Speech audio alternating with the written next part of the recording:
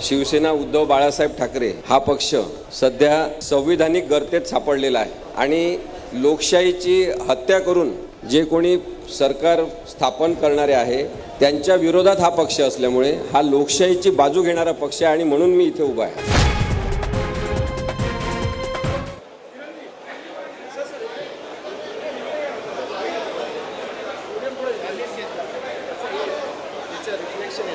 घ्या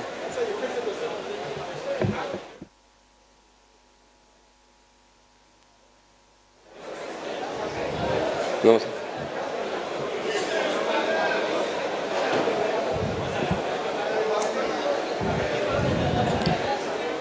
सगळ्यांना नमस्कार। एक महत्त्वाच्या विषयावर आपल्याशी चर्चा करण्याची संधी मला शिवसेनेच्या पदाधिकाऱ्यांनी दिली, संजय राऊत साहेबांनी दिली, त्याबद्दल मी सर्वप्रथम त्यांना कोणीतरी काल प्रश्न विचारला की असीम सरोदे यांचा शिवसेनेशी संबंध काय आहे आणि त्यांनी खूप चांगलं उत्तरसुद्धा दिलं की शिवसेना उद्धव बाळासाहेब ठाकरे हा पक्ष सध्या संविधानिक गर्तेत सापडलेला आहे आणि लोकशाहीची हत्या करून जे कोणी सरकार स्थापन करणारे आहे त्यांच्या विरोधात हा पक्ष असल्यामुळे हा लोकशाहीची बाजू घेणारा पक्ष आहे आणि म्हणून मी इथे उभा आहे।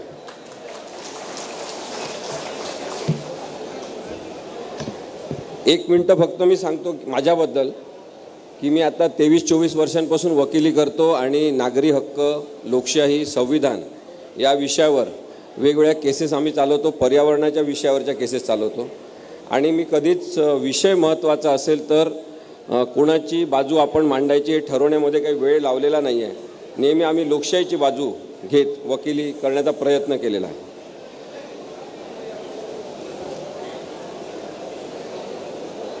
आता सगळ्यात पहिले जो विषयातले सगळे मुद्दे आहेत, 3 मुद्दे महत्त्वाचे आहेत। त्यातला पहिला मुद्दा मी आपल्यासमोर मांडतो तो म्हणजे कार्यकर्त्यांवर, विशेषतः राजकीय कार्यकर्त्यांवर ज्या खोट्या केसेस दाखल होतात त्याबद्दल आपण महाराष्ट्रात चर्चा होताना जास्त बघत नाही। ज्यांच्यावर खोट्या केसेस दाखल होतात त्यांच्या परिवाराला, त्यांच्या मित्रांना, त्यांच्या राजकीय पक्षाला खूप मोठ्या अडचणींमधून जावं लागतं। विशेषतः परिवाराचं जे नुकसान होते ते खूप मोठं असते आणि याची सुरुवात, खोट्या केसेस दाखल करण्याची सुरुवात आत्ताच झालेली नाही हे लक्षात घ्या।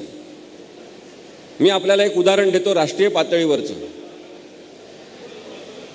इंडिया ब्लॉक नावाचा एक विरोधी पक्षांचा गट स्थापन करण्यात आला ज्याच्यामध्ये साधारणतः 26 राजकीय पक्ष, भारतातले 26 राजकीय पक्ष एकत्र येऊन त्यांनी इंडिया ब्लॉक नावाचा एक विरोधी पक्ष स्थापन केला आणि त्यांचा जो दबदबा वाढायला लागला इंडिया आघाडीचा, ज्याच्यामध्ये शिवसेना उद्धव बाळासाहेब ठाकरे हा पक्षसुद्धा आहे, त्यांचा जो भारतभर दबदबा वाढायला लागला त्यामुळे धास्ती घेऊन आता यांना थांबवलं पाहिजे असा विचार करून एक भाजपचा माणूस पुढे करण्यात आला आणि त्यांनी दिल्लीला बाराखंबा रोड इथे 26 राजकीय पक्षांविरुद्ध केस दाखल केली की हे इंडिया हे नाव गैरवापर करत आहेत आणि त्यांनी एम्ब्लम्स ॲक्टनुसार ती कारवाई करण्याचा प्रयत्न केला। त्याची कंप्लेंट झाली। तो भाजपचा कार्यकर्ता आहे, त्याचं अविनीश मिश्रा असं नाव आहे। आता ही सुरुवात आहे, याच्यापूर्वीसुद्धा आणि याच्यानंतरसुद्धा अनेक खोटे गुन्हे कार्यकर्त्यांवर दाखल झालेले आहेत। अर्थात पोलिसांना याच्यामध्ये काही कार्यवाही करता आली नाही पुढची, त्यांनी गुन्हासुद्धा नोंद केला, FIR नोंद करूनसुद्धा काही करता आलं नाही। कारण की इंडिया हे नाव जर स्वतःच्या फायद्यासाठी कोणी वापरत असेल, इंडियाचं आम्ही प्रतिनिधित्व करतो असं दाखवून वापरत असेल आणि असं सजेस्ट करत असेल की आम्ही गव्हर्नमेंट ऑफ इंडिया म्हणजे आम्हीच आहोत, तरच त्यांच्यावर कारवाई होऊ शकते, नाहीतर इंडिया हे नाव वापरण्यावर बंदी नाही हे जेव्हा लक्षात आलं तेव्हा कारवाई करण्यात आली नाही। परंतु पोलिसांचा गैरवापर करून गुन्हा मात्र नोंदवण्यात आला। मी आपल्याला असे अनेक उदाहरणं देऊ शकतो। आपल्याला सगळ्यांना माहीत आहे की संसदेची सुरक्षा भेदून 5 जण संसदेमध्ये उड्या मारल्या त्यांनी। जी संसद नरेंद्र मोदींनी तयार केली होती, नवीन संसदेची इमारत, एकतर आवश्यकता नसताना नवीन संसदेची इमारत तयार केली आपल्या पैशातून, आपल्या जनतेच्या पैशातून आणि तिथे त्यांनी निषेध म्हणून उड्या मारल्या काही मुलांनी.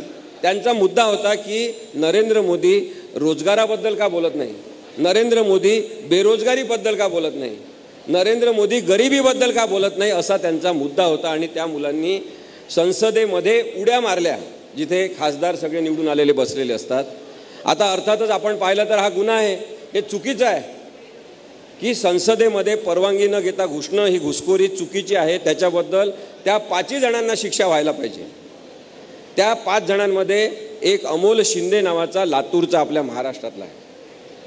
त्याच्याकडून जेव्हा माहिती घेतली तेव्हा असं कळलं की त्याचा या बाकीच्या 4 जणांशी काही संबंध नाही, परंतु आजकाल जसं व्हॉट्सअपवर ग्रुप तयार करतात तसं ग्रुप तयार झाला बेरोजगारीच्या विरुद्ध आणि हा त्यांच्याशी जोडला गेला.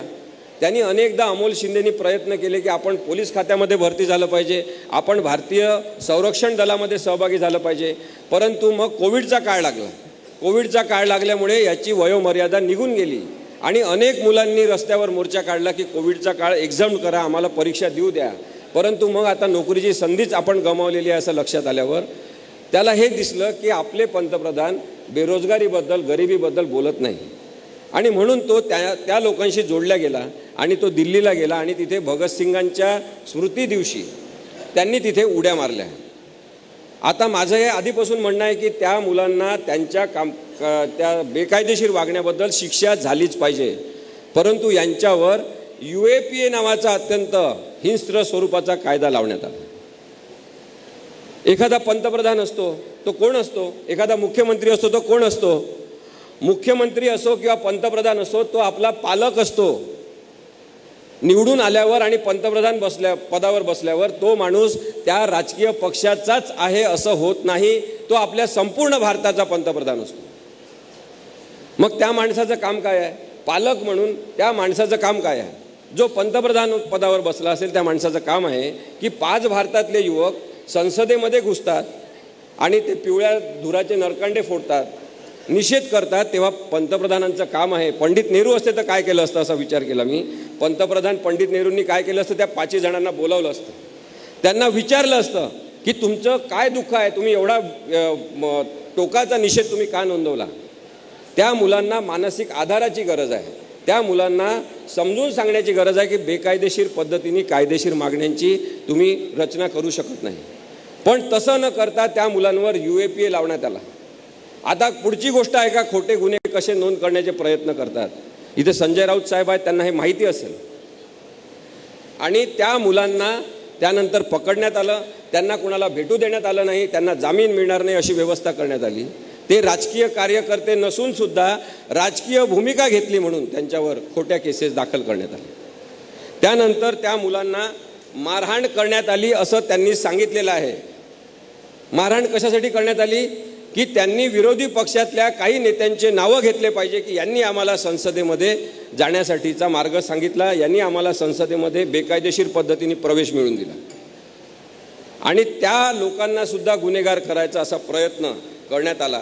नेत्यांशी संबंध असतील हे मान्य केलं नाही तर आम्ही तुम्हाला मारहाण करू, अशा प्रकारे जर कायद्याची प्रक्रिया चालवण्यात येत असेल, काही निष्पाप मुलांविरुद्ध ज्यांनी गुन्हा जरूर केलेला आहे त्यांना त्याची शिक्षा झाली पाहिजे, परंतु UAPAचा कायदा लावून त्यांचं गुन्हेगारीकरण करणं बरोबर आहे का, हा प्रश्न आपण नक्कीच विचारात घेतला पाहिजे. आणि आता मी यावेळेस काय झालं, मागच्या वेळेस साहेबांनी बोलावलं होतं मला, मी बोललो आणि माझ्यावरच काही खोट्या केसेस दाखल झाल्या.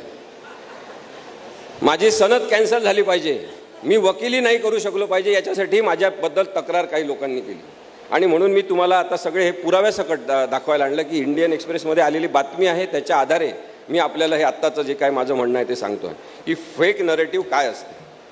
त्यानंतर एक महत्त्वाचा मुद्दा आपण लक्षात घेतला पाहिजे, जो इथल्या बऱ्याच राजकीय कार्यकर्त्यांना माहिती असेल. मला नाशिक जिल्ह्यातले असे लोक माहिती आहेत, इथे हिरेसाहेब बसले आहेत, ज्यांच्यावर खोट्या केसेस ओढून ताणून जास्तीचे कलम लावूनच्या केसेस दाखल करण्यात आल्या. मला इथले नाशिक जिल्ह्यामधले कार्यकर्ते माहिती आहेत काही राजकीय पक्षांचे, ज्यांच्यावर तडीपारीचे अहवाल तयार करण्यात आले आणि महाराष्ट्रामध्ये सगळीकडे झालं. जेव्हा सत्तांतर झालं जबरदस्तीने बेकायदेशीर पद्धतीने आणि एकनाथ शिंदे जेव्हा मुख्यमंत्री झाले त्याच्यानंतर पोलिसांच्या बळाचा अत्यंत मोठ्या प्रमाणात गैरवापर महाराष्ट्रामध्ये करण्यात आला. त्याची आकडेवारी क्राईम रेकॉर्ड्स ब्युरोनी सुद्धा प्रसिद्ध केलेली आहे की तडीपारीचे किती अहवाल तयार करण्यात आले. तडीपारी म्हणजे काय की तुम्ही गुन्हेगारी प्रवृत्तीचे आहे, तुम्ही त्या जिल्ह्यामध्ये राहण्याच्या लायकीचे नाही, त्या गावामध्ये राहण्याच्या लायकीचे नाही, तुम्ही सामाजिक अशांतता पसरवणारे घटक असल्यामुळे तुम्हाला या जिल्ह्यातून दुसऱ्या जिल्ह्यात तडीपार करण्यात येते. आता आपण हे समजून घेतलं पाहिजे की तडीपारीचे अहवाल जे तयार होतात ते पोलीस कसे तयार करतात, राजकीय दबावाखाली कसे तयार करतात. कायद्यानुसार काय अपेक्षित आहे की तुमच्यावर जर नुसता FIR असेल, गुन्हा नोंद झाला असेल आणि तपास सुरू असेल तर त्याची गिनती आपल्याला तडीपारीचा अहवाल करताना तयार करताना करता येत नाही. इथं पोलीस आहेत, त्यांना माहिती आहे, तरी सुद्धा जबरदस्तीने त्यांना तशा प्रकारचे अहवाल तयार करायला लावले जातात आणि कार्यकर्त्यांवर म्हणजे विरोधी पक्षाच्या कार्यकर्त्यांवर खोटे अहवाल दाखल केले जातात आणि त्यांना तडीपार केलं जातं.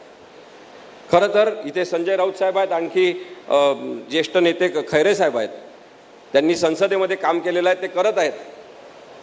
माझं तर म्हणणं आहे की तडीपारीबद्दलचा एखादा आधुनिक कायदा, या कायद्यामध्ये बदल करणारा तुम्ही सुचवा. तिथे अमित शहा आहेत, ते अनुभवी आहेत तडीपारीबद्दल.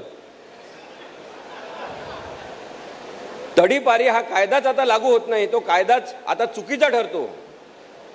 कारण काय की आपला जो आता आधीचा समज होता, राजे महाराजे होते तेव्हा, संस्थानं होते तेव्हा, भारत स्वतंत्र नव्हता तेव्हापासून तडीपारी सुरू आहे. स्वतंत्र भारतामध्ये सुद्धा ब्रिटिशांनी तडीपारी कायम ठेवली होती, त्याच्या आधी नंतर ती कायम राहिली. परंतु तडीपारीचा जो उद्देश होता तो आता सफल होऊ शकत नाही, कारण की आता माध्यम तंत्रज्ञान एवढं विकसित झालेलं आहे की अत्यंत सुखात एका दुसऱ्या जिल्ह्यामध्ये राहून दुसऱ्या तिसऱ्या जिल्ह्यामधले सगळे गुन्हेगारी धागेदोरे त्या माणसाला हँडल करता येतात. त्यामुळे तडीपारीची संकल्पनाच आता कालबाह्य झाली पाहिजे, परंतु ती अजूनही ठेवलेली आहे राजकीय कारणांसाठी. की आपला विरोधी आवाज असेल, विरोधी पक्षातला एखादा चांगला कार्यकर्ता असेल, जो मनापासून काम करत असेल की हा पक्ष निवडून आला पाहिजे, तो पक्ष पडला पाहिजे, किंवा त्या पक्षातले लोक हे चोर आहेत, त्यांना आपण निवडून द्यायचं नाही, असं जनतेमध्ये सांगत असेल, त्या लोकांवर तडीपारीचे अहवाल तयार करून तडीपारीची नामुष्की आणली जाते. हे अत्यंत चुकीचं आहे. महाराष्ट्रामधला तडीपारीचा संदर्भातला अहवाल तुम्ही पाहिला तर आपल्याला दिसेल आकडेवारीनुसार की राजकीय कारणांवरून तडीपारीचे आदेश 2022 पासून जे देण्यात आलेले आहेत त्याच्याबद्दल खरं तर उच्च न्यायालयामध्ये एखादी याचिका दाखल करून आपण त्या सगळ्या तडीपारींना आव्हान दिलं पाहिजे. एक बदल्याच्या भावनेने राजकारण हे सुरू आहे. सतत आपण पाहिलेलं आहे की बदल्याच्या भावनेने राजकारण. आपल्या व्हॉट्सअपवर, आपल्या यूट्यूबवर आपण व्हिडिओ आलेले पाहिलेला आहे की किराणा दुकानामध्ये काही पोलीस अधिकारी जातात आणि ते म्हणतात की तुमच्यावर गुन्हा दाखल करायचा आहे. त्याला धरतात, तो सांगतो कालच मी भाजपमध्ये प्रवेश केला आहे, आणि मग त्याला म्हणतात सॉरी जरा चूक झाली आमच्याकडून. हा जोकचा भाग आपण सोडला तरी याच्यातलं गांभीर्य लक्षात घेतलं पाहिजे की खोट्या गुन्ह्यांखाली कार्यकर्त्यांचा आवाज बंद करणं, विरोधी पक्षाचा आवाज बंद करणं हे लोकशाहीमध्ये योग्य नाही आणि ते थांबलं पाहिजे. यासाठी सगळ्यांनी प्रयत्न करण्याची गरज आहे. तुम्ही सगळ्यांनी सुद्धा याच्यासाठी प्रयत्न केले पाहिजे. जेव्हा दिल्लीमधल्या निवडणुका होत्या विधानसभेच्या, तेव्हा त्या निवडणुकांच्या संदर्भातली आप आणि काँग्रेसमध्ये काही बोलणे सुरू होती. सीटच्या शेअरिंगबद्दलचं बोलणं सुरू होतं आणि नेमकं त्यावेळेस अरविंद केजरीवालला उचलण्यात आलं आणि त्याला कारागृहात टाकण्यात आलं की यांचं बोलणं झालं नाही पाहिजे, यांचं सीट शेअरिंग बरोबर झालं नाही पाहिजे आणि आपल्याला विजय मिळवण्यासाठी ज्या ज्या गोष्टी असेल त्या केल्या पाहिजे.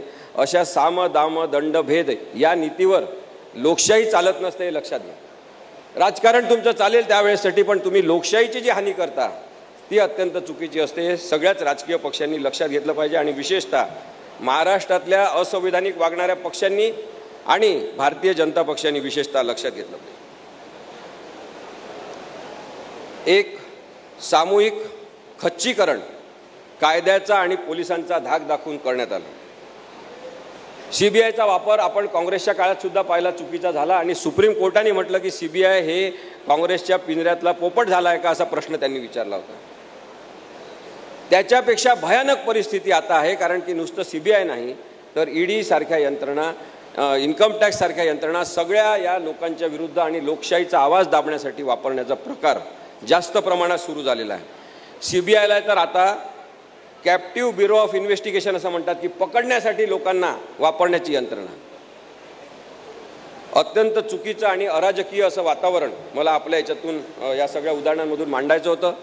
मी संजय राऊत साहेबांना विनंतीसुद्धा केली की ज्या ज्या कार्यकर्त्यांवर महाराष्ट्रात खोट्या केसेस दाखल झाल्या असतील त्या सगळ्यांची यादी तयार केली पाहिजे आणि आपण त्याच्यात सामूहिक पद्धतीने कायद्याचा आवाज काय करू शकतो याचा विचार केला पाहिजे. आता पोलिसांचा हा जो गैरवापर आहे, पोलिसांचं हे जे थैमान आहे बेकायदेशीरतेचं, हे सगळेच पोलीस करतात का? नाही. काही पोलीस हे वाईट वागतात, काही पोलीस हे वाईट प्रवृत्तीचे आहेत, काही IPS अधिकारी महाराष्ट्रातले हे अत्यंत वाईट प्रवृत्तीचे आणि राजकीय झालेले आहेत. सगळे पोलीस अधिकारी तसे नसतात, सगळे न्यायाधीश तसे नसतात, सगळे वकील सुद्धा तसे नसतात आणि सगळे पत्रकार सुद्धा तसे नसतात. परंतु पोलीस विभागातील काही जण हे राजकारणाच्या नादी लागलेले आहेत आणि राजकीय झालेले आहेत. त्यामुळे अशा पोलीस अधिकाऱ्यांवर आपण सगळ्यांनी लक्ष ठेवलं पाहिजे.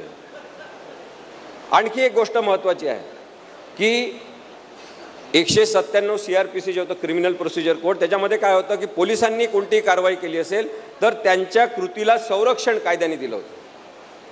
परंतु 2024 मध्ये 15 डिसेंबर 2024 मध्ये सर्वोच्च न्यायालयाने एक निकाल दिला आणि सांगितलं जाहीरपणे, हे आता उपलब्ध आहे आपल्यासमोर, की अधिकारांचा गैरवापर करणाऱ्या पोलिसांना कायद्याचं कोणतंही संरक्षण नाही. त्यांच्यावर आपण सुद्धा केसेस दाखल करू शकतो. आपण या केसेस दाखल केल्या पाहिजे. कोणी कोणत्याही वर्दीतला असो, कोणत्याही कपड्यामधला असो, जर कायद्याचा गैरवापर करत असेल तर त्या माणसाला सोडणार नाही, अशी भूमिका आपण सगळ्यांनी घेतली पाहिजे. खोट्या केसेस दाखल करणं, खोटे पुरावे दाखल करणं, अशा गोष्टींना आता कोणत्याही प्रकारचं संरक्षण मिळणार नाही, हे सर्वोच्च न्यायालयाने सिद्ध केलेलं आहे. प्रत्येक राजवटीत अशा खोट्या केसेस झालेल्या आहेत. कोणत्याही पक्षाची ताकद ही कार्यकर्ते असतात, मनापासून काम करणारे कार्यकर्ते ही खरी ताकद असतात आणि तशी ताकद ही शिवसेना उद्धव बाळासाहेब ठाकरे यांच्याकडे आहे. महाराष्ट्रामध्ये संपूर्ण हे चित्र आहे. मी शिवसेनेचा कोणीच नाही. मला संजय राऊत साहेब बोलवतात, मी येतो, मी आपलं म्हणणं इथे सांगतो आणि ते कायदेशीर काय असेल ते सांगतो. तरीसुद्धा तुमच्या मंचावर येण्यामुळे मला महाराष्ट्रामध्ये जे आदराचं स्थान निर्माण झालेलं आहे ते शिवसेनेचं खरं स्थान. लोक आदराने मला सांगतात की तुम्ही सांगता ते बरोबर आहे, पण हवालदिल होतात की आपण करायचं कसं. लक्षात ठेवा, न्याय मागण्याची लढाई सोपी कधीच नसते. संविधानामध्ये न्याय लिहिला आहे, कायद्यामध्ये न्याय लिहिलेला आहे, म्हणून न्याय कधीच मिळालेला नाही. भांडण केल्याशिवाय आणि झगडल्याशिवाय न्याय मिळालेला नाही. त्यामुळे खोट्या केसेस विरुद्ध सुद्धा आपल्याला हिंमत दाखवावी लागेल की ही खोट्या केसेसची साखळी आपण तोडली पाहिजे.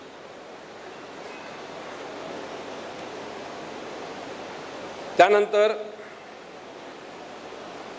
फेक नरेटिव्ह हा एक विषय आहे जो आपण जरूर लक्षात घेतला पाहिजे. काही शब्द आहेत, तुम्ही लक्षात घ्या. एक आहे डिसइन्फॉर्मेशन, एक आहे मिसइन्फॉर्मेशन.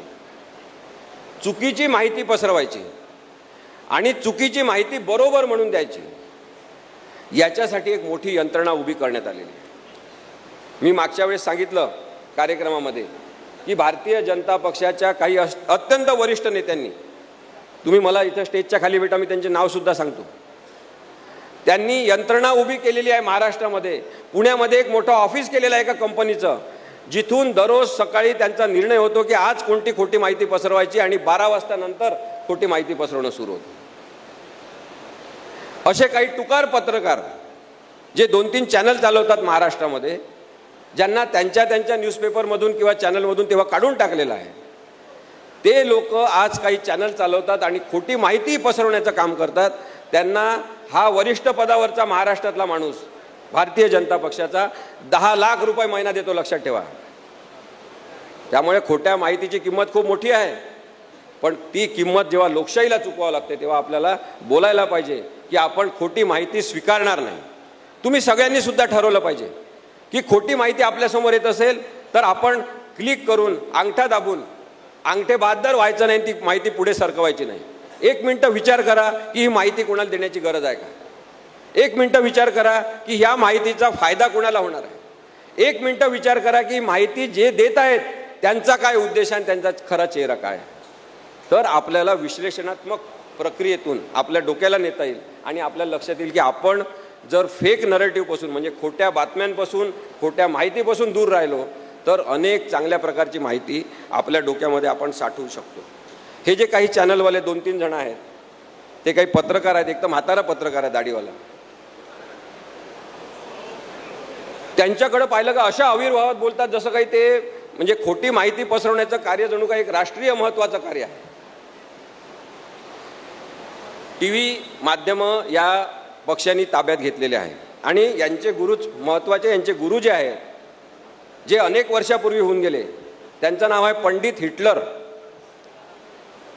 पंडित हिटलर यांचे शिष्य असल्यामुळे खोटी माहिती वारंवार खरं आहे असं पसरवत जायचं आणि त्याच्यातून राजकारण करायचं, अशा प्रकारची प्रवृत्ती आहे. त्याच्यामुळे तुमच्यासमोर खरं तर मोठं आव्हान आहे की राजकारण नुसतं आता राजकारणासारखं करून चालणार नाही, तर आपल्याला सगळ्यांचे डोके शाबूत ठेवून ते राजकारण कसं करायचं याचा दुहेरी प्रयत्न सगळ्यांना करावा लागणार आहे.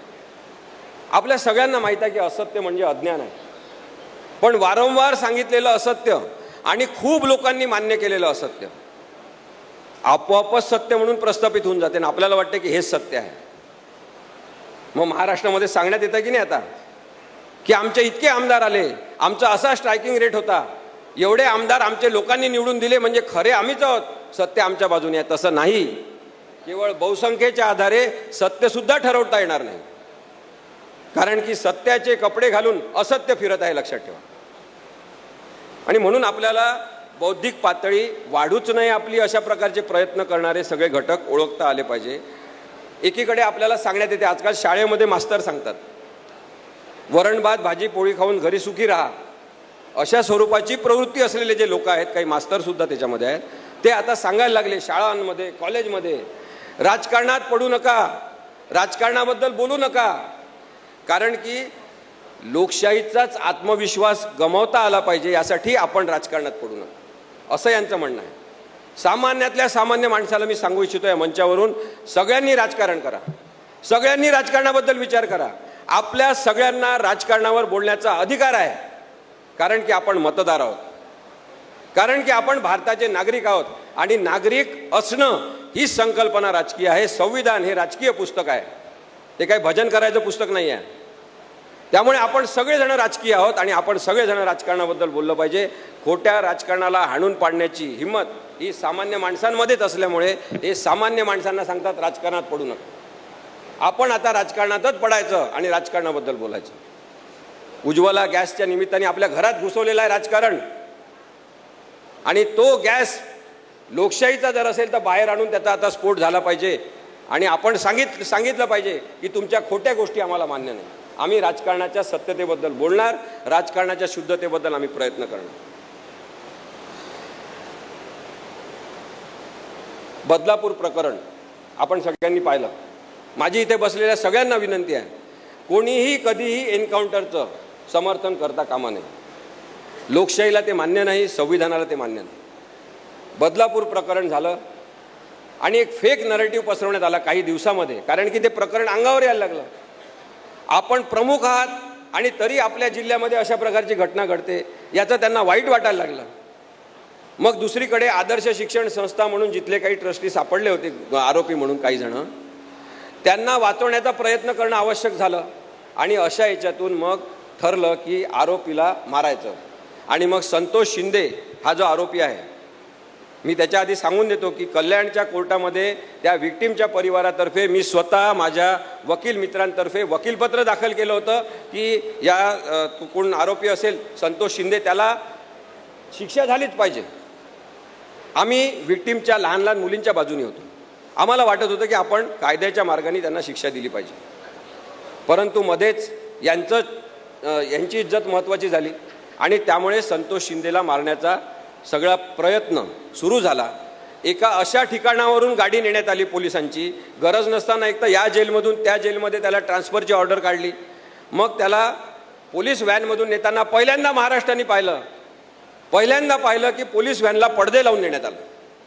एका निर्मनुष्य जागेवरून ती गाडी नेण्यात आली आणि त्याचा एन्काउंटर करण्यात आला, हे दाखवून की पोलिसांवर तो हल्ला करत होता. आणि आज सगळे प्रकार उच्च न्यायालयाने उघड केलेले आहेत. काही पोलिसांवर ठपका ठेवलेला आहे, त्यांची नोकरी जाणार, त्यांची चौकशी होणार, हे नक्की आहे. परंतु पुढचा विचार हा महत्त्वाचा आहे की पोलीस अशा प्रकारच्या बेकायदेशीर कारवाया करतात का, करू शकतात का. माझं म्हणणं आहे पोलीस अशा प्रकारच्या कारवाया करूच शकत नाही जोपर्यंत त्यांच्यावर राजकीय दबाव येत नाही. त्यामुळे एक फेक नरेटिव्ह आता पसरवलेला आहे की आम्ही संतोष शिंदेला मारलं कारण की आमचं लहान लहान मुलींवर फार प्रेम आहे. मग तेव्हाचे मुख्यमंत्री त्यांनी सांगितलं पोलिसांना काही ते बंदुका आम्ही खेळण्यासाठी दिलेल्या आहे का? अहो आम्हाला माहित आहे खेळण्यासाठी बंदुका दिल्या नाही, परंतु हिंसा करण्यासाठी दिलेल्या आहे का, बेकायदेशीर वागण्यासाठी दिलेल्या आहे का? एकनाथ शिंदेंना हा प्रश्न आपण सगळ्यांनी विचारला पाहिजे. त्या आरोपीला मारण्यामध्ये त्यांचा सुद्धा सहभाग असेल, प्रोत्साहन असेल, तर अशा सगळ्यांना जे जे राजकीय नेते तेव्हा भिंतींवर तुम्ही जाऊन बघितलं असतं तेव्हा तर दिसले असते, ते फोटो आहेत अजून पण, त्यांनी आपले स्वतःचे शिकारीसारखे टोप्या घालून फोटो लावलेले होते ठाणे जिल्ह्यामध्ये, कल्याणमध्ये, आणि त्याच्यात लिहिलं होतं बदला पुरा हुआ. ज्यांनी ज्यांनी असं लिहिलं होतं त्या सगळ्यांवर गुन्हे दाखल झाले पाहिजे, ते कोणत्याही राजकीय पक्षाचे असो. आणि ते तेव्हाचे सत्ताधारी पक्षाचे होते. मी तुम्हाला सांगतो, एन्काउंटर हे एक फेक नरेटिव्ह आहे. या फेक नरेटिव्ह फॅक्टरीचे मालक आता राज्य सत्तेचे मालक झालेले आहेत आणि त्यामुळे आपल्याला फेक नरेटिव्हबद्दल अत्यंत चांगल्या पद्धतीने समजून घ्यावं लागेल. दुसरा विषय आहे तो म्हणजे पुढचा, की उरी हा सिनेमा आपण सगळ्यांनी पाहिला. उरी हा सिनेमा, हाऊ इज द जोश असं म्हणून तो सिनेमा पाहायला मंत्री वगैरे पाठवले. परंतु जेव्हा सत्यपाल मलिक नावाच्या माणसाने मुलाखत दिली तेव्हा खरं बाहेर आलं आणि आम्ही अनेक जण जे म्हणत होतो ते खरं ठरलं. सत्यपाल मलिक कोण आहेत?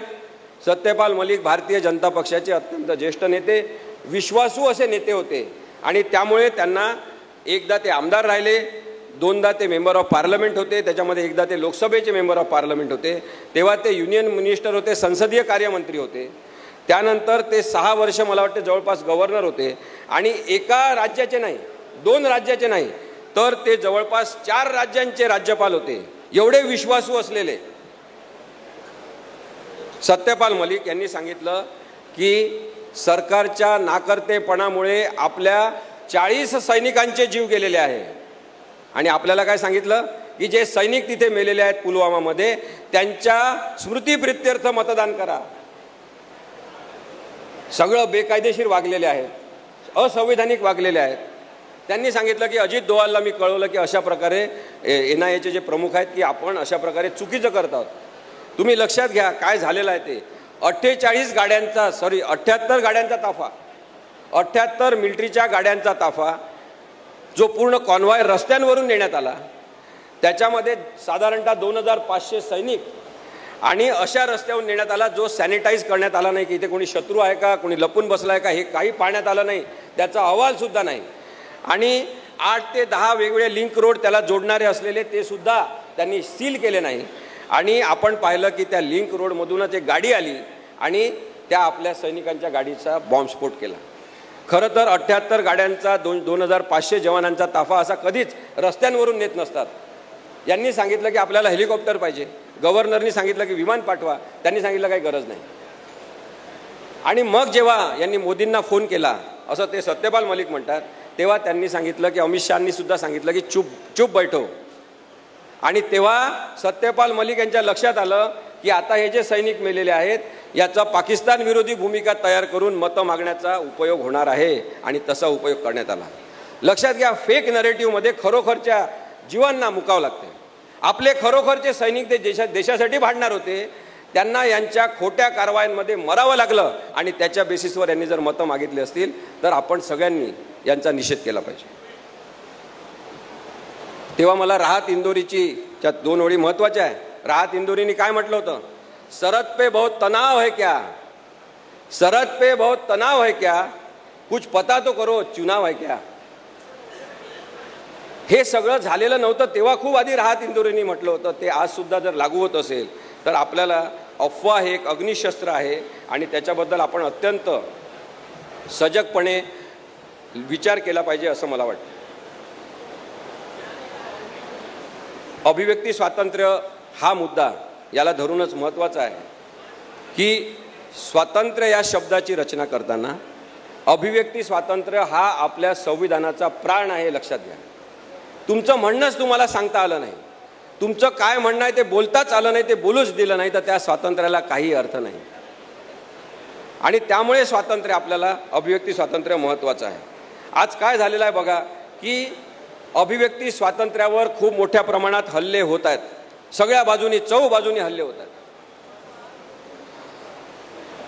एक ह्युमन राईट्सचा ह्युमन फ्रीडम इंडेक्स म्हणून आहे, त्याच्यामध्ये सांगितलं की भारत देश 2014 पासून सतत घसरण होत 108व्या क्रमांकावर गेला आहे अभिव्यक्ती स्वातंत्र्यामध्ये. इतकी वाईट परिस्थिती भारताची यांनी केलेली आहे. प्रत्येक ठिकाणी सेन्सॉरशिप आहे. ब्रिटिश लोकांनी सेन्सॉरशिपचा कायदा आणला की खोटं नाटक काही दाखवू नये म्हणून, पण त्यांनी आता त्यांच्या देशामध्ये सेन्सॉरशिपचा कायदा रद्द केला. त्यांनी फक्त आता सर्टिफिकेट देणं सुरू ठेवलं की आम्ही फक्त सर्टिफिकेट देणार की हा सिनेमा 18 वर्षाच्या खालील लोकांनी बघा, हा मोठ्या लोकांनी बघा, एवढंच सर्टिफिकेट देण्याचं काम त्यांनी आपल्याकडे ठेवलं. कोणाला जो सिनेमा पाहिजे तो काढा असं त्यांनी मुक्तपणे सांगितलं. तरीसुद्धा आपल्या इथे मात्र सिनेमांवर पाळत ठेवण्यात येत आहे. एक प्रकारे नाही म्हणण्याच्या हक्कावर हल्ला केला जातो. आपल्या सगळ्यांना नाही म्हणण्याचा हक्क आहे. काही आपल्या मर्जीविरुद्ध होत असेल, काही लोकशाही विरुद्ध होत असेल, काही संविधानाविरुद्ध होत असेल, तर हे चुकीचं आहे हे सांगण्याचा हक्क जो आपला आहे तो आपला हक्क काढून घेतला आहे. 134 घटना झाल्या ज्याच्यामध्ये पत्रकारांवर हल्ले झाले, फ्रीडम ऑफ स्पीचवर हल्ला झाला. आणि मी आपल्याला सांगतो, अशा एका घटनेमध्ये तर मी सुद्धा होतो आणि ती घटना याच्यामध्ये लिहिलेली आहे. 134 जवळपास हमले झाले पत्रकारांवर. पण कोण पत्रकार बोलले याच्या विरुद्ध? किती पत्रकार संघटना उभ्या राहिल्या याच्या विरुद्ध? कारण की यांनी पत्रकारांना सुद्धा, काही पत्रकारांना आपलं बटीक बनवलेलं आहे.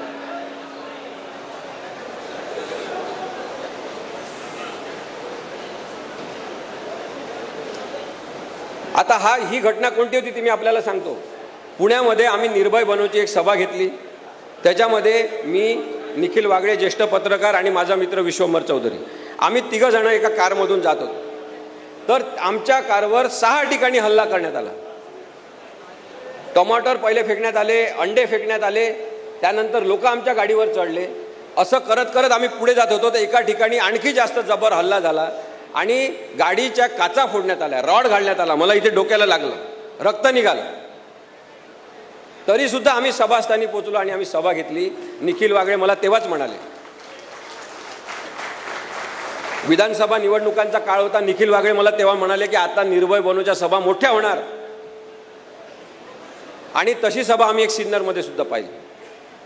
ते आपले खासदार आलेत काही ते, हां, राजाभाऊ वाजे. अशा हल्ल्यांमुळे लोक पेटून उठले आणखी जास्त की तुम्ही बेकायदेशीर कसं करू शकता. मला तिथल्या पोलीस कमिशनरचा फोन आला, तुम्हाला तक्रार द्यायची आहे का? म्हटलं आम्ही का तक्रार द्यायची? तुमचे पोलीस आमच्यासोबत होते, युनिफॉर्ममधले होते आणि बिना युनिफॉर्ममधले होते. त्यांनी तक्रार करायला पाहिजे, त्यांनी गुन्हा नोंदवायला पाहिजे. आमचं स्टेटमेंट घ्या, आम्ही देतो. पोलीस कमिशनर तिथले, मी जाहीरपणे सांगतो, तिथले पोलीस कमिशनर हे राजकीय पक्ष प्रणित वागतात. त्यांनी अत्यंत थातूरमातूर कलमांखाली गुन्हा नोंद केला. मी त्यांना म्हटलं 307 कलम लावा, आमच्यावर खुनाचा हल्ला झालेला आहे, खुनी हल्ला झालेला आहे, जीवे मारण्याचा प्रयत्न केलेला आहे. ते म्हणाले नाही, जीवे मारण्याचा प्रयत्न असा काही दिसत नाही, तसा पुरावा दिसत नाही. तुम्ही न्यायाधीश आहात का? तुम्ही साधे पोलीस आहात. पोलिसांनी पोलिसांसारखं वागलं पाहिजे, तुम्ही न्यायाधीश बनण्याचा प्रयत्न करायचा नाही. हे आपण सांगितलं पाहिजे आवाज चढवून. मग आता मी एक विरोधाभासी घटना तुम्हाला सांगतो. एक ओरिजिनल शिवसेनेमधलेच त्या एकनाथ शिंदेसोबत गेलेले उदय सामंत आले. पुण्यामध्ये एक त्यांचा कार्यक्रम होता. कोणीतरी नाराज लोक असतील, सामान्य नागरिक, त्यांनी चप्पल फेकून मारली त्यांच्या गाडीवर. चप्पल फेकून मारली तर त्याच्यावर 307चा गुन्हा नोंदवला. काच फुटली नाही, काही झालं नाही, काहीच नाही. त्याच कमिशनरनी 307चा गुन्हा कसा नोंदवू दिला?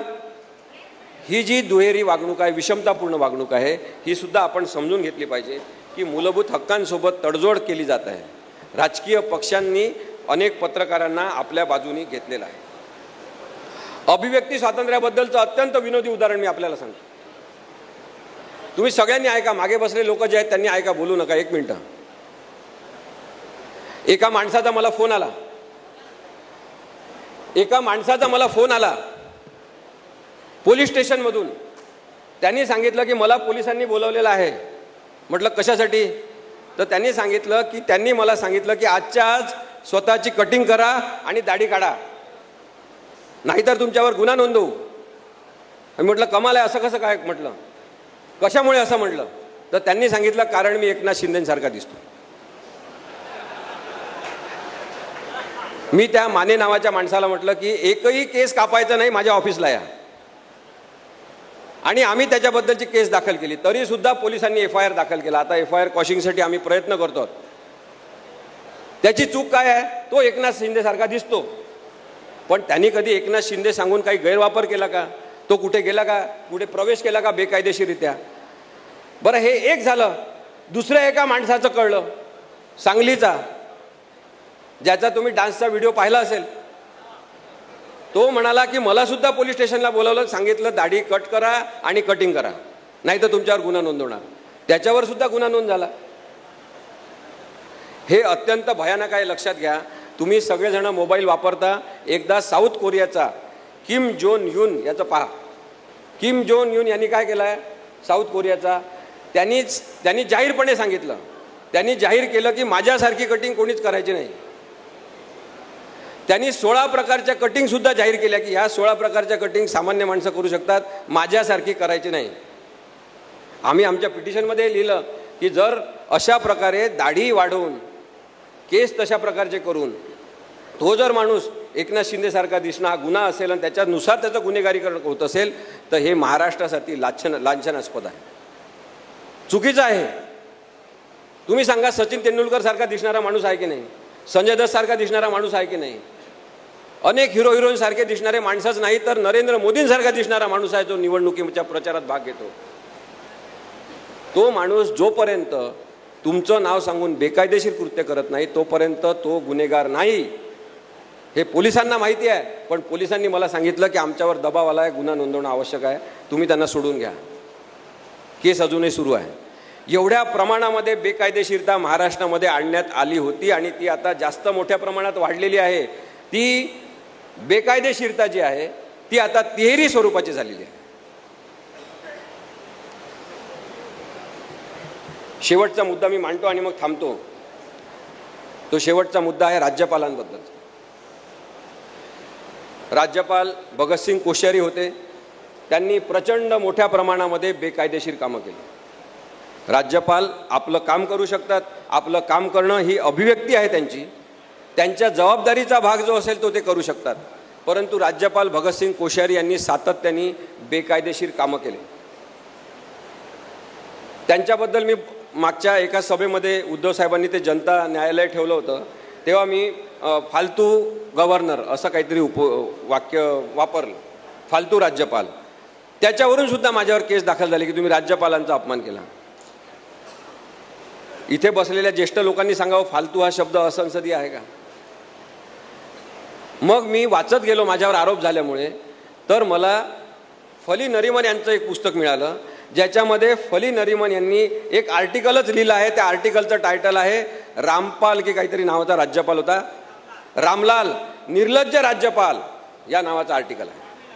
तामिळनाडूचा राज्यपाल होता, सॉरी आंध्र प्रदेशचा. पण आता या परिस्थितीमध्ये आपण लक्षात घेतलं पाहिजे की कोणते शब्द आपण वापरले तर अचानक ते बेकायदेशीर होतात. आणि ज्या पद्धतीची संसदेमध्ये भाषणांची भाषा आहे, विधानसभेमध्ये ज्या पद्धतीची भाषणांची भाषा आहे, बाहेर ज्या पद्धतीने हे शब्द वापरत असतात ते सगळे शब्द चांगले असतात का? स्त्रिया बसलेल्या असतात आणि स्त्रियांच्या समोर याच्या याच्यात हे घालून देईन ते घालून देईन असं बोलतात. अहो, नुसतं अभिजात मराठीचा दर्जा देऊन चालत नाही. तुम्हाला मराठी कळली आहे का? तुम्हाला मराठी भाषेचा वापर माहिती आहे का? तुमच्याजवळ मराठी भाषेचे शब्द तरी आहेत का? आपल्याला सगळ्यांना दुःख झालं पाहिजे की सध्या शब्दांचे भिकारी असलेले लोक राजकीय नेते झालेले आहेत. त्यामुळे एक अत्यंत गंभीर गोष्ट म्हणून याचा विचार केला पाहिजे. राज्यपालांच्या विषयी मी आत्ताच्या निर्णयाबद्दल सांगणार आहे आणि मग थांबणार आहे. राज्यपालांना व्यसन घालणारा निर्णय नुकताच सुप्रीम कोर्टाने दिलेला आहे आणि त्यांनी सांगितलं की राज्यपालांनी राजकीय हेतू प्रेरित वागायचं नाही. राज्यपाल हे तिथल्या राज्यव्यवस्थेचे मित्र असतात, मार्गदर्शक असतात. त्यांनी राजकीय भूमिका घ्यायची नाही. हा निर्णय देताना सर्वोच्च न्यायालयाने सांगितलं की कोणताही निर्णय घेत असताना राज्यपालांवर जरी स्पष्टपणे वेळेचं बंधन घातलं नसेल तरी त्यांनी साधारणतः 3 महिन्यात निर्णय घेतला पाहिजे आणि ती कालमर्यादा त्यांनी स्वतःसाठी नाही तर संविधानासाठी आखून घेतली पाहिजे. संविधानाचा आदर करणं हे जर राज्यपालांचं काम असेल तर त्यांनी संविधानिकच वागलं पाहिजे. याच्याबद्दल सुद्धा बातम्या आलेल्या आहेत. मग आता राज्यपालांना डिस्क्रिशनरी अधिकार असतात का, विशेषाधिकार असतात का? राज्यपालांना साधारणतः 7 प्रकारचे विशेषाधिकार असतात.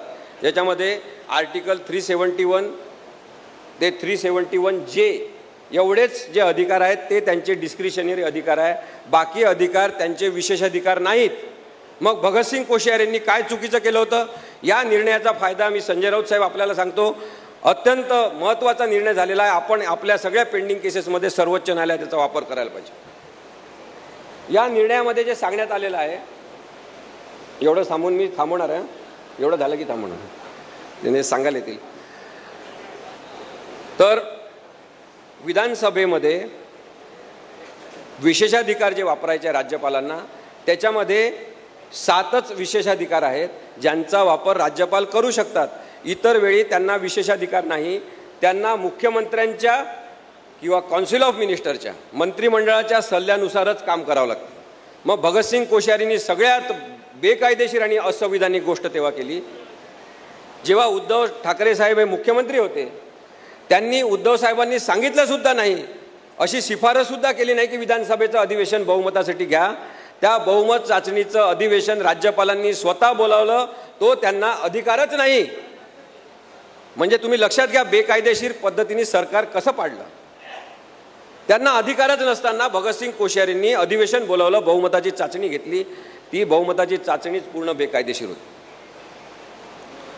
त्यानंतर रिजनेबल टाईमचा वापर केला पाहिजे असं सांगण्यात आलं. पण राहुल नार्वेकर साहेबांनी रिजनेबल टाईमचा कोणताही अर्थ आपल्या मनाला वाटेल तसा काढला आणि मॅटर पेंडिंग ठेवलं. जेव्हा सुप्रीम कोर्टाने परत सांगितलं की नाही आता 10 जानेवारीपर्यंत तुम्हाला निर्णय घ्यावा लागेल, तेव्हा त्यांनी कारवाई सुरू केली. त्यामुळे ज्यांना ज्यांना विशेषाधिकार आहेत त्या सगळ्या राजकीय पदांवरच्या सत्तेतल्या लोकांनी समजून घेतलं पाहिजे की तुम्ही बेकायदेशीर आणि असंविधानिक वागत असाल तर आम्हाला हे म्हणण्याचा अधिकार आहे की तुम्ही असंविधानिक आहे. आम्हाला हे म्हणण्याचा अधिकार आहे की तुम्ही संविधान विरोधी आहे.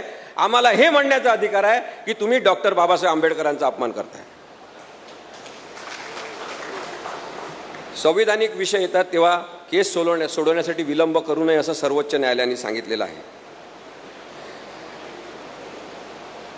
आणखी एक महत्त्वाचा मुद्दा मला आपल्याला सांगायचा आहे, तो आपल्या याच्याबद्दलचाच आहे की हा जो निर्णय झालेला आहे, या निर्णयाची जर अंमलबजावणी व्हायला लागली तर, मी हे भाकीत करत नाही, मी काही ज्योतिषी वगैरे नाही, पण संविधानाची जाणीव असलेला, संविधान माहिती असलेला आणि संविधानाचा वापर आपण भल्यासाठी करायचा आहे, लोककल्याणासाठी करायचा आहे, भारतातल्या लोकांसाठी करायचा याची जाणीव असलेला माणूसच या नवीन निर्णयाचा वापर करून शिवसेनेसंदर्भातल्या म्हणजे उद्धव बाळासाहेब ठाकरे यांच्या बाजूनेच निर्णय देईल अशा प्रकारची आता परिस्थिती तयार झालेली आहे. आणि संविधान मानणारा असा माणूस, भीमपुत्र असलेला असा माणूस आता भारताचा सरन्यायाधीश होत आहे, जस्टिस गवई. आणि आपण अपेक्षा करू शकतो की साधारणतः जूनच्या शेवटच्या आठवड्यात किंवा जुलैपर्यंत जर शिवसेना कोणाची या संदर्भातला निर्णय जस्टिस गवई साहेबांनी दिला, महाराष्ट्रातलं सगळं राजकारण बदलून जाईल.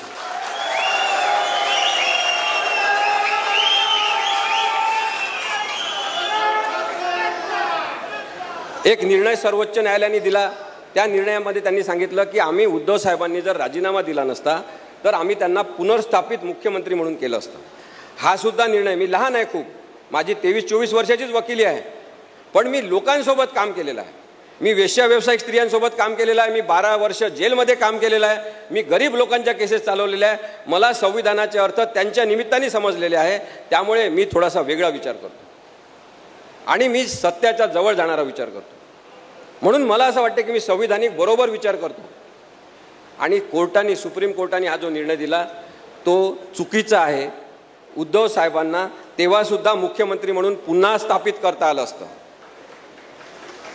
स्टेटस को अंटे नावाची एक कन्सेप्ट आहे, एक फ्रेज आहे कायद्यामधली. स्टेटस को अंटे म्हणजे काय की त्यावेळेस जी परिस्थिती होती ती करण्याचे अधिकार सर्वोच्च न्यायालयात होते, तर राजीनामा देण्याच्या पूर्वीची परिस्थितीच लक्षात घेणं आवश्यक आहे. आणि त्या परिस्थितीमध्ये उद्धव बाळासाहेब ठाकरे हेच मुख्यमंत्री होते. त्यांनाच पुन्हा मुख्यमंत्री करायला पाहिजे होतं. सर्वोच्च न्यायालयाने सुद्धा चूक केलेली आहे हे आपल्याला सांगायला पाहिजे.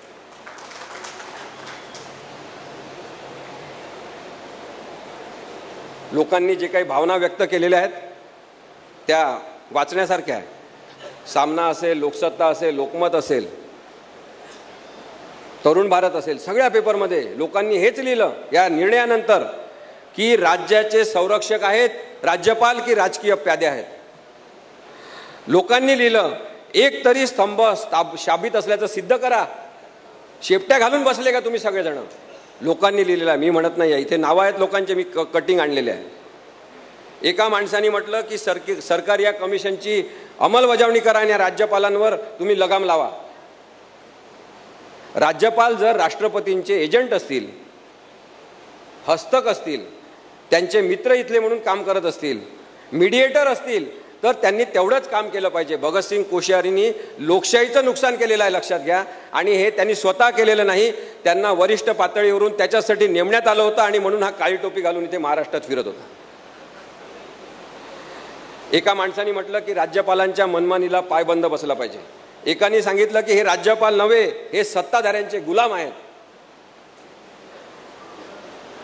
आणि अपेक्षाभंग राज्यपालांनी अनेकदा केलेला आहे असं सुद्धा लोकांनी सांगितलेलं. मला शेवटचा मुद्दा हाच मांडायचा आहे की आपण अभिव्यक्ती स्वातंत्र्याबद्दल बोलत असताना एक लक्षात ठेवलंच पाहिजे की अभिव्यक्ती स्वातंत्र्य असो किंवा कोणतंही स्वातंत्र्य असो, ती जबाबदारी आहे.